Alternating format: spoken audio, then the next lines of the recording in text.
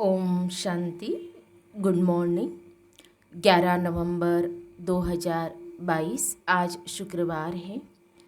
आज की मुरली में प्यारे बाबा ने हम बच्चों से कहा है कि बच्चे बाप की श्रीमत पर चलते रहो और बाबा को कभी भूलो मत। बाप जो तुम्हें सुख देता है, रोज़ रोज़ ज्ञान का खजाना देता है, तो ऐसे बाप को कभी भूलना नहीं। बाबा सबसे बड़ा सोशल वर्कर है। कैसे? क्योंकि पतित दुनिया में, पतित शरीर में आकर के पतित आत्माओं को पावन बना देते हैं। इसलिए सबसे बड़ा सोशल वर्कर बाबा ही है। बाबा की जादूगरी यह है कि बाबा कांटों के जंगल को फूलों का बगीचा बना देते हैं, पतित आत्माओं को पावन बना देते हैं। यह किसी भी मनुष्य का काम नहीं है और यह बाबा की जादूगरी है। तो अभी हम सुनते हैं विस्तार से प्यारे बाबा के मधुर महावाक्य, ईश्वरीय महावाक्य अर्थात मीठी मुरली। आज बाबा कहते हैं, मीठे बच्चे, बाप जो सदा सुख देते हैं, रोज पढ़ाते हैं, ज्ञान खजाना देते हैं, ऐसे बाप को तुम भूलो मत। श्रीमत पर सदा चलते रहो। आज की मुरली में प्रश्न है, बाप की जादूगरी कौन सी है जो मनुष्य नहीं कर सकते हैं? उत्तर है, कांटों के इस जंगल को बदलकर सुंदर फूलों का बगीचा बना देना, पतित मनुष्यों को पावन देवता बना देना, यह जादूगरी बाप की है, किसी मनुष्य की नहीं। बाप ही सबसे बड़ा सोशल वर्कर है जो पतित शरीर, पतित दुनिया में आकर सारी पतित दुनिया को पावन बनाते हैं।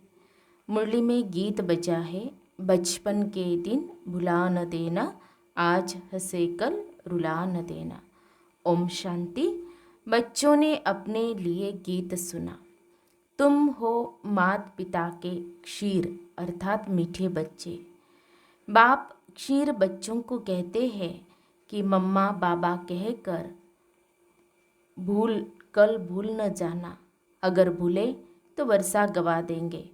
परंतु बच्चे सुनते हुए भी भूल जाते हैं, तो भी बाप सहज रास्ता बताते हैं। घर बार, गृहस्थ व्यवहार आदि कुछ भी छुड़ाते नहीं हैं।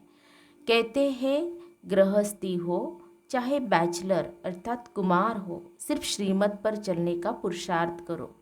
ऐसे बाप को कभी भूल न जाओ। बाप उल्हाना देते हैं कि कोई कोई बच्चे मम्मा बाबा कहकर फिर कभी अपना समाचार भी नहीं देते हैं। बाप से स्वर्ग की बादशाही लेते हैं, फिर उनको भूल जाते हैं। और नर की जायदाद देने वाले बाप को बहुत खुशी से चिट्ठी लिखते हैं।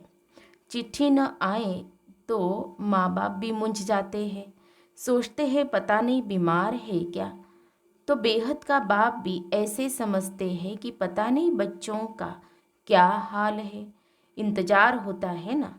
वो लौकिक बच्चे तो दुख देने वाले भी निकल पड़ते हैं, तो भी उनसे मोह नहीं जाता। यहाँ फिर वंडर देखो, जिस बाप को कहते हैं तुम मात पिता, हम बालक तेरे, सामने भी बैठे हैं। यूँ तो सब बच्चे मुरली द्वारा भी सुनेंगे। बाप जानते हैं नंबरवार पुरुषार्थ अनुसार कितने सपूत है, कितने कपूत है। बाबा मम्मा कहकर फिर भी छोड़ देते हैं। गीत भी कहता है, ऐसे बाप को क्यों भूल जाते हो? ऐसे बाप को रोज़ चिट्ठी लिखनी चाहिए। बाप भी रोज़ खजाना देते हैं, रोज़ पढ़ाते भी हैं, प्यार भी देते हैं। बाप, टीचर, सतगुरु तीनों ही है। लौकिक बाप को तो बच्चे चिट्ठी लिखते हैं, गुरु को भी याद करते हैं, परंतु जो सदा सुख देने वाला, सचखंड का मालिक बनाने वाला बाप है, उनको भूल जाते हैं, चिट्ठी भी नहीं लिखते हैं। बाप को फिक्र रहता है कि क्या हुआ, माया ने मार डाला व विकार में ढकेल दिया। बाबा तो मुरली में ही बच्चों को सावधान करेंगे ना। बाबा राय देंगे कि ऐसे ऐसे अपने को बचाते रहो।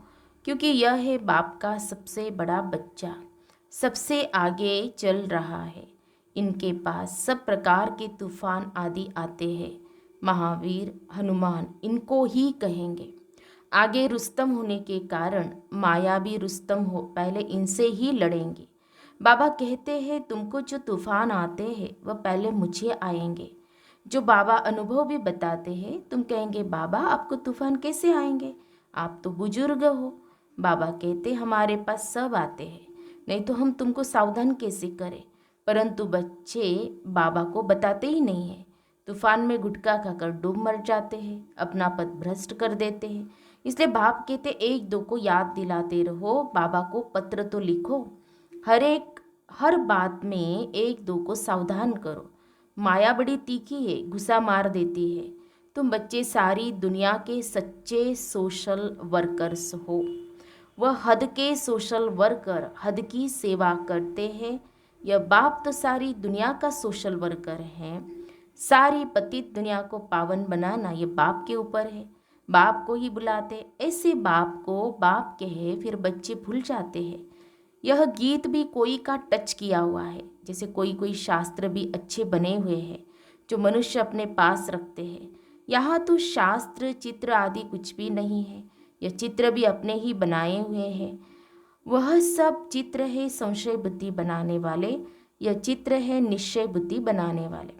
दुनिया को तो यह मालूम ही नहीं कि भारत स्वर्ग था, भारत का कितना मान है। यहाँ ही शिव बाबा आते हैं, शिव को बाबा कहते हैं। फिर है ब्रह्मा बाबा, विष्णु को बाबा नहीं कहेंगे। यह भी तुम बच्चे जानते हो। दुनिया के मनुष्य तो कहते हैं हे पतित पावन आओ, हम पतित थे आकर पावन बनाओ।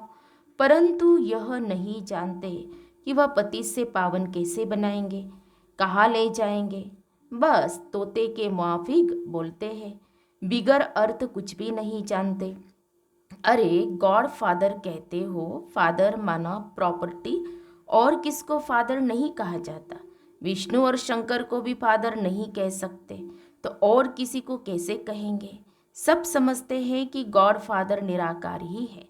आत्मा इस देह में आकर पुकारती है ओ गॉड फादर। बाप आकर देही अभिमानी बनाते हैं। तुम बाप को कहते हो बाबा हमको पावन बनाओ और पावन दुनिया में ले चलो। शिव बाबा आते हैं भारत में पवित्र प्रवृत्ति मार्ग बनाने। बाप कहते हैं तुम प्रवृत्ति मार्ग वाले पावन थे, तुम ही चाहते हो हम पावन बने। स्वर्ग को याद करते हो, वैकुंठ कहने से श्री कृष्ण याद आता है। यह नहीं समझते कि प्रवृत्ति मार्ग के महाराजा महारानी लक्ष्मी नारायण को याद करें। अब मनुष्य चाहते हैं शांति। यह सारी दुनिया का क्वेश्चन है, उसकी जवाबदारी बाप के ऊपर है। जब भारत नर्क हो जाता है तो उसको स्वर्ग बनाने बाप ही आते हैं। नर्क फिर कौन बनाते, कब बनाते हैं, यह कोई नहीं जानते हैं। बाप कहते हैं मैं तुमको स्वर्गवासी बनाता हूँ, स्वीट वर्ल्ड में ले जाए, फिर तुमको स्वीट बादशाही में भेज देंगे। ऐसे बाप से तो रात दिन पढ़कर पूरा वर्षा लेना चाहिए।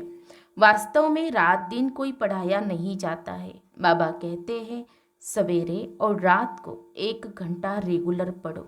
सवेरे का समय तो सबको मिलता है, 1 सेकंड की बात है। सिर्फ बाबा और वर्षे को याद करना है, फिर भी तुम भूल जाते हो। फिर कहते हो बाबा हम क्या करें। याद भी बड़ी सहज है, सृष्टि चक्र का ज्ञान भी बड़ा सहज है। यह है पाप आत्माओं की दुनिया, तुमको पुण्य की दुनिया में जाना है। शिव बाबा को याद करो, गृहस्थ व्यवहार में रहने वालों के लिए भी बहुत सहज है।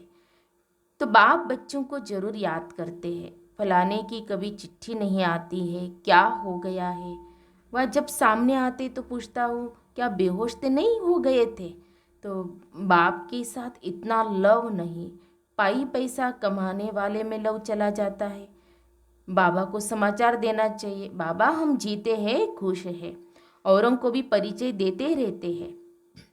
बाबा तो रोज मुरली में याद प्यार भेजते हैं, बाकी एक एक का नाम तो नहीं लिख सकते हैं। तो बच्चों को भी अपना समाचार देना चाहिए। इस समय सारी दुनिया का मुंह काला हो गया है, उनको बाबा आकर गोरा बनाते हैं। बाबा भारत का मुंह फेर देते हैं, कांटों के जंगल को फूलों का बगीचा बनाते हैं। कैसा जादूगर है, स्वर्ग के बगीचे में भारत ही होता है। वहाँ यह पता नहीं रहता कि हमारे पीछे और कौन कौन आने वाले हैं। समझते हैं बस हम ही विश्व के मालिक हैं।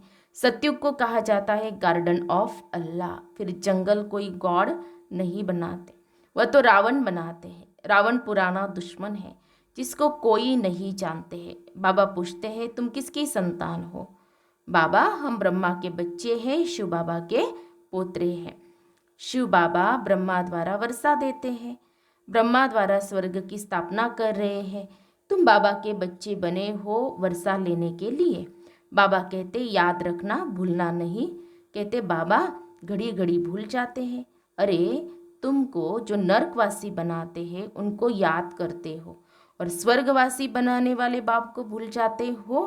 बाप को नहीं भूलेंगे तो वर्षे को भी नहीं भूलेंगे। इस समय तो बाबा हाजिर नाजिर हैं। कहते भी है हाजिरा हजूर, वह भी गुप्त है। ऐसे नहीं कहेंगे हम उनको देखते हैं। आत्मा गुप्त तो बाप भी गुप्त। आत्मा शरीर में आकर बोलती है मुझे भी शरीर चाहिए, नहीं तो आऊँ कैसे? गर्भ में आऊँ तो गर्भ जेल में आना पड़े। मैं गर्भ जेल में क्यों आऊँ? मैंने कौन सा गुनाह किया है? गर्भ महल तो होता है स्वर्ग में। हम स्वर्ग में आकर क्या करेंगे? स्वर्ग का मालिक तो तुम बच्चों को ही बनाता हो। यहाँ सम्मुख बैठकर सुनने से सबको मजा आता है। यहाँ से बाहर जाने से सब कुछ भूल जाते हैं।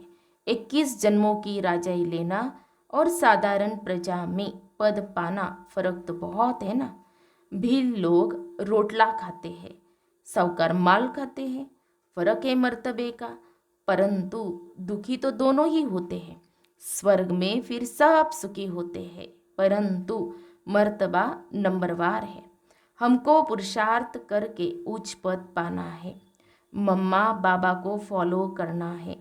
इस समय श्रीमत मिलती है तो मात पिता को फॉलो करना पड़े। मात पिता तो साकार में चाहिए, शिव बाबा को तो पुरुषार्थ करना नहीं है। मम्मा बाबा पुरुषार्थ कर 21 जन्मों का राज्य भाग्य लेते हैं। फिर जो अच्छा पुरुषार्थ करते हैं वह गद्दी पर बैठते हैं। 8 पास विद ऑनर होते हैं, उनमें आना चाहिए। उनमें नहीं तो 108 में आओ। मार्जिन तो 16,108 की भी है। 16,108 की बहुत बड़ी माला होती है, उनको बैठ खींचते हैं। यहाँ माला जपने की बात नहीं है। बाप तो कहते हैं फॉलो करो। यह ब्रह्मा बूढ़ा पढ़कर पास हो नंबर 1 में जाता है, मम्मा जवान भी नंबर 1 में जाती है। तो तुम पुरुषार्थ क्यों नहीं करते हो? गफलत क्यों करते हो? बाप को पत्र भी नहीं लिखते, याद भी नहीं करते हैं, प्रण भी कर जाते हैं, परंतु बाहर गए खलास। हम कह भी देते हैं तुम बाहर जाने से भूल जाएंगे। कहते बाबा हम नहीं भूलेंगे, फिर भूल जाते हैं। वंडर है ना।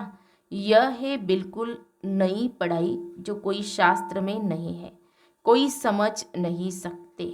अब बाबा ने दृष्टि दी है इस अंतिम जन्म में। बाबा सुनाते हैं। हम गीता भी पढ़ते थे, नारायण का भी पूजन करते थे, गद्दी पर भी नारायण का चित्र रखते थे। हाँ, तो बीच में ही बाबा ने कहा हिस्ट्री सुनाना, लक्ष्मी को कैसे मुक्त कर दिया।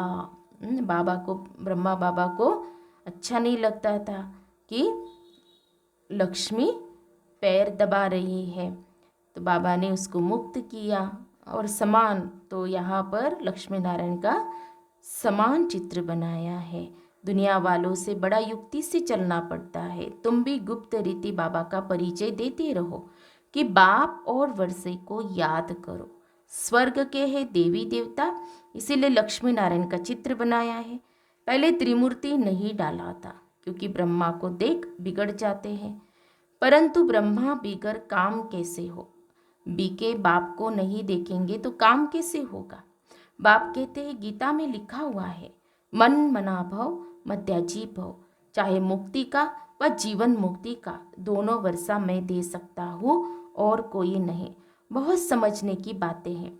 अमृत वेले उठकर विचार सागर मंथन करना है जरूर। दिन में भल काम करो, परंतु अमृत वेले 4 बजे से 5 बजे तक बैठकर याद करो तो बहुत सुख फील होगा। बाबा स्वीट होम से हम बच्चों को पढ़ाने आते हैं, फिर चले जाते हैं। कहते हैं मुझे याद करो तो खाद निकलेगी। जब सच्चा सोना बन जाएंगे तब पास विद ऑनर होंगे। अगर उच्च पद पाना है तो पुरुषार्थ से क्या नहीं हो सकता है। बाबा फिर भी कहते हैं इस ईश्वरीय बचपन को नहीं भूलना। ऐसे बाप को घड़ी घड़ी याद करना चाहिए। याद से तुम कंचन बनते हो। अच्छा, मीठे मीठे सिखी लदे बच्चों प्रति माता पिता बाप दादा का याद प्यार और गुड मॉर्निंग। रूहानी बाप की रूहानी बच्चों को नमस्ते। हम रूहानी बच्चों की रूहानी बाप दादा को याद प्यार और नमस्ते नमस्ते। ओम शांति ओम शांति ओम शांति।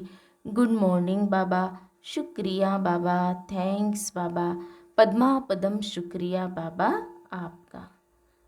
धारणा के लिए मुख्य सार। आज की मुरली का सार 2 पॉइंट में। पहली पॉइंट, किसी भी प्रकार की गफलत नहीं करनी है। 1-2 को सावधान कर बाप की याद दिलाए उन्नति को पाना है। अपने ईश्वरीय बचपन को भूलना नहीं है। दूसरी पॉइंट, माता पिता को फॉलो करते रहना है। माया के तूफानों से डरना नहीं है। अमृत वेले बाप की याद में बैठकर सुख का अनुभव करना है। प्यारे बाबा का वरदान है, दृढ़ता की शक्ति से सफलता प्राप्त करने वाले प्रयोगशाली त्रिकालदर्शी भव। बाप दादा का वरदान है, जहाँ दृढ़ता है वहाँ सफलता है। तो दृढ़ता से कोई भी गुण व शक्ति के प्रयोग का प्रोग्राम बनाओ और पहले स्वयं में संतुष्टता का अनुभव करो। दृढ़ संकल्प हो कि मुझे करना ही है। दूसरों के अलबेलेपन का प्रभाव नहीं पड़ना चाहिए। त्रिकालदर्शीपन की स्थिति के आसन पर बैठकर जैसा समय वैसी विधि से पहले स्वयं सिद्धि स्वरूप बनो, तब प्रयोगशाली आत्माओं का पावरफुल संगठन तैयार होगा और उस संगठन की किरणें बहुत कार्य करके दिखाएंगी। स्लोगन है, सर्व की दुआएं प्राप्त करने वाले ही संतुष्ट मनी हैं। सर्व की दुआएं प्राप्त करने वाले ही संतुष्ट मनी हैं। तो हम सब ने सुने प्यारे बाबा के मधुर महावाक्य। आज प्यारे बाबा ने हम बच्चों को अटेंशन दिलाया कि बच्चे बाप को कभी भूलना मत। ऐसा बाप जो हमें हर पल सुख देता है, रोज ज्ञान का खजाना हम बच्चों को देता है, तो ऐसे बाप को कभी भूलना नहीं है। तो सारा दिन अटेंशन रखेंगे और हर कर्म करते हुए, चलते फिरते, उठते बैठते बाबा को याद करते हुए सारा कर्म करेंगे। और बाबा ने जो याद दिलाया है हम बच्चों को, जैसे बाबा सोशल वर्कर है, सबसे बड़ा सोशल वर्कर बाबा है, तो बाबा ने हम बच्चों को भी कहा कि बच्चे तुम भी हो। तो हमें ये भी स्मृति में रखना है। अच्छा, ओम शांति।